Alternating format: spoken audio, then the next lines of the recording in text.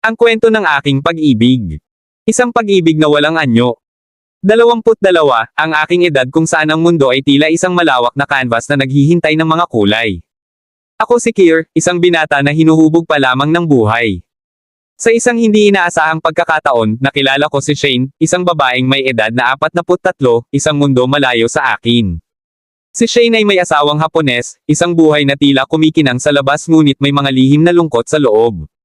Sa kabila ng mga taon na namagitan sa amin, isang kakaibang koneksyon ang umusbong. Sa bawat pag-uusap, nagbubukas ang aming mga puso sa isa't isa, naghahanap ng pag-unawa at pagtanggap. Hindi kami nagkita ng personal. Ang aming pag-iibigan ay naging isang misteryosong kwento ng mga boses sa telepono, mga salitang nagdadala ng init at pagmamahal. Sa bawat ring ng telepono, nagiging buhay ang mundo namin. Sa kabila ng distansya, nakahanap kami ng isang paraiso sa mundo ng mga salita.